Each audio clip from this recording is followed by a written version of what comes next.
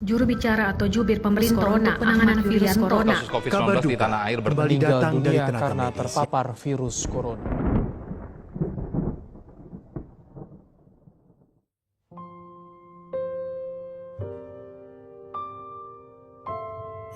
Perkenalkan, nama saya Ani Perawati. Saya berasal dari kota Pangkal Pinang. Saya ibu dari 2 orang anak. Saya di Wisma Karantina COVID ini sebagai seorang perawat pelaksana, kurang lebih sudah 9 bulan. Nama saya Andri Citra. Saya bekerja sebagai petugas kebersihan. Baiklah, nama saya Dwi Syahputri. Saya di sini sebagai perawat pelaksana, di mana saya di sini yang terjun langsung atau berinteraksi langsung kepada pasiennya. Nama saya Dr. Dwi Setrianto Fani, bertugas di Wisma BKPSDM, Wisma Karantina COVID-19 Provinsi Bangka Belitung. Kalau dari awal izin sama orang tua untuk bekerja di sini, itu untuk perizinan juga Dwi alamin itu selama 1 bulan baru diizinkan oleh orang tua. Walau dalam hati orang tua itu berat untuk melepaskan anaknya. Pertama kali saya turun sebagai perawat karantina COVID ini, perasaan saya yang pastinya ketakutan yang sangat luar biasa. Dikarenakan saya punya 2 orang anak. Yang pertama Al-Khalifi Zikri Hadi, usianya 5 tahun. Dan Atta Faris Hizam Al-Hadi, usianya 3 tahun. Pada saat pulang ke rumah, ada rasa takut dalam hati gimana untuk menemui keluarga karena kerja di tempat karantina. Setiap hari saya ditelepon ditanyakan kenapa saya tidak pulang dan kenapa saya tidak mau bertemu dengan mereka. Mereka tanya saya di mana. Kenapa saya selalu ditunggu sama mereka di depan pintu ketika saya mau pulang. Tapi tetap saya bilang, nanti saya bakal pulang. Kalaupun saya pulang, saya mau kerja lagi, pasti mereka tidak kasih. Karena waktunya sangat singkat sekali saya buat pulang bertemu dengan anak-anak. Dengan keluarga bisa kumpul dengan mereka itu sangat sedikit.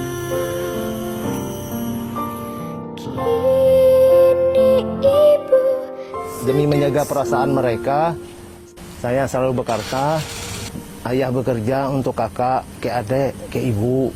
Jadi untuk masalah ayah kerja di mana, kakak tidak usah takut. Yang penting kalau ayah pulang, bilang adik-adik, jangan langsung nemuin ayah. Biarkan ayah selesai mandi, baru bisa nemuin ayah. Ketika saya berkumpul dengan anak saya, yang pertanyaan yang paling membuat saya sampai sekarang susah buat jawabnya adalah, Bunda pergi kemana? Bunda kenapa nggak pulang-pulang? Kami nunggu di rumah.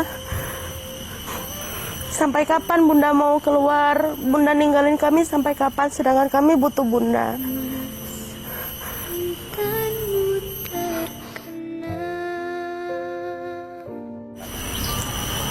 Kalau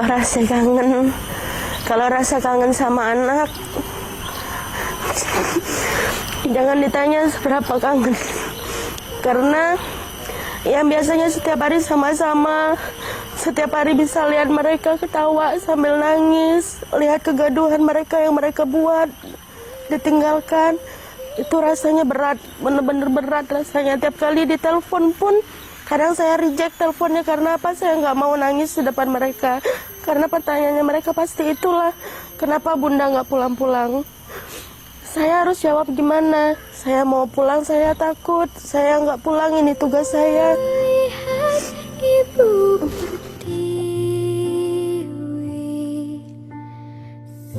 Di sini peraturannya bukan tidak memberikan kami pulang, hanya saja kami sebagai tim nakes yang sudah kontak langsung jadi dengan pasien COVID-nya, kami memilih lebih baik tidak pulang. Kalaupun kami pulang, kami mikir wabahnya untuk anak ataupun keluarga ataupun orang tua ataupun masyarakat terdekat kami sangat takut sekali bahwa virusnya nyebar kemana-mana. Dan Dwi berpikirnya seperti ini, mengapa perawat-perawat di luar sana itu ikut maju, sedangkan Dwi hanya mendukungnya dari belakang. Itu sangat disayangkan. Dwi sebagai perawat merasa gagal kalau memang Dwi harus mendukung perawat lain, sejawat lain yang sudah banyak berjatuhan, sedangkan Dwi itu hanya mendukungnya dari belakang. Itu sangat disayangkan. Jadi Dwi memilih untuk menjadi salah satu garda terdepan yang ikut berpartisipasi untuk menjadi relawan di Wisma Karantina COVID-19 ini. Dukanya adalah ketika kita di Wisma, ketika saya di rumah sakit, ketika saya beberapa kali juga menangani pasien dengan positif COVID, kita berhazmat lengkap, full APD, terus kita double masker, yang itu sangat melelahkan sekali. Tetapi ketika kita keluar dari Wisma, kita keluar dari rumah sakit, ada warung kopi di sebelah kita jalan, terus orang-orang pada ngumpul rame, tidak berjarak, tidak bermasker, itu tuh kayak apa ya, kayak seperti menyisakan kegetiran tersendiri loh. Saya tadi ngapain itu? Buat apa saya seperti itu ya? Pada akhirnya memang kita tidak bisa memaksakan setiap orang untuk bisa melakukan standar yang sama seperti yang kita lakukan. Jadi memang kalau dulu-dulu mungkin dikatakan ya stay at home.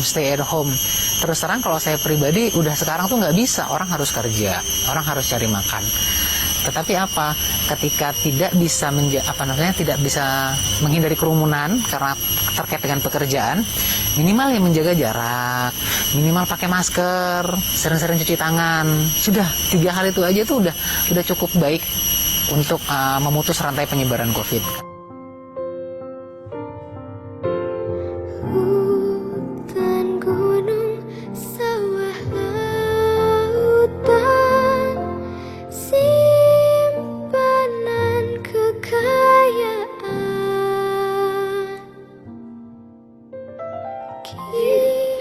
Saya harapan saya sih khususnya pada pimpinan daerah ya, kota, kabupaten itu bisa mengambil aksi nyata yang benar-benar bisa melakukan sesuatu aksi nyata untuk benar-benar bisa menekan paparan ini. Bentuknya saya serahkan kepada mereka.